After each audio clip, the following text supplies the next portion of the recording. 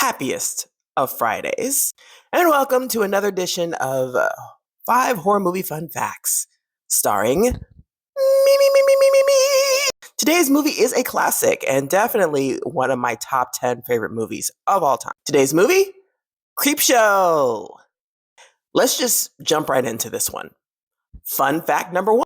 Okay, so the story, Something to Tide You Over, has an alternate ending. In the alternate ending, the police stop by after he's been haunted by the ghost of his wife and his wife's lover. He tries in a panic to tell them what has happened, and they of course don't believe him and think he's drunk.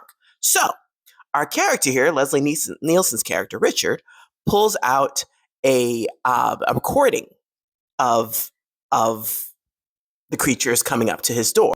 But the recording only shows the incriminating evidence of him telling Ted Danson's character that he's going to off him in a horrible way. So the police arrest him, and then we cut to his murder trial, where he's sentenced to, well, the gas chamber. And it ends with him laughing hysterically in the gas chamber, going, "I can hold my breath for a long, long time." I imagine that this ending was cut for time, because I'd have accepted that ending as well as the original. So, yeah. Moving on. Fun fact number 2. So, okay, the monster in the crate is a creation by famed special effects artist Tom Savini. See, the thing is, though, Tom Savini did not know how to create an animatronic monster. So he enlisted the help of his very good friend, Rob Bottin. This is Rob Bottin. I'm partially hiding the monster because I think Guidelines TikTok might squawk at it. But he's basically the guy that created the monsters in The Thing and The Howling and a bunch of other great stuff. He's like an award-winning special effects guy. Fun fact number 3. So as you might be aware, Stephen King does have a role in this movie, in addition to have written the screenplays for the original Creepshow. But what you might not know is that this kid right here is his spawn. That's right, famed author Joe Hill played Billy in the original Creepshow. Now, father and son had a lot of fun on set, including an incident where Stephen King thought it would be funny to have the makeup crew cover his young son in bruises and then go out to lunch to McDonald's.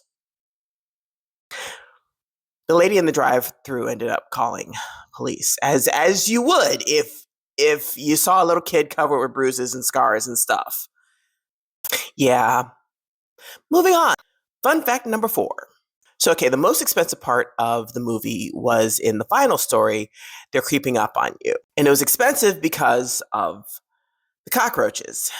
You see, back then, at least according to George Romeo, those cockroaches cost about 50 cents each. How many did they use?